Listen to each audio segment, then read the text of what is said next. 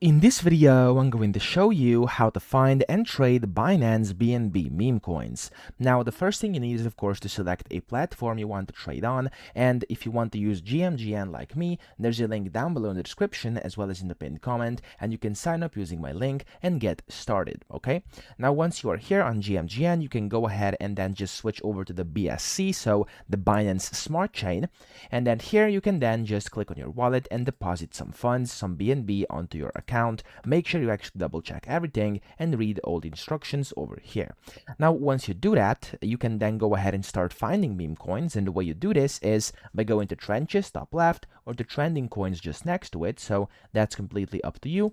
We're going to go to trenches right now, and then in here you can go ahead and see the new coins, the almost bonded ones, and then the migrated coins. And you can of course use different filters for all of these coins to actually try and filter out some of those scams and actually try to get the best meme coins you could possibly trade, okay?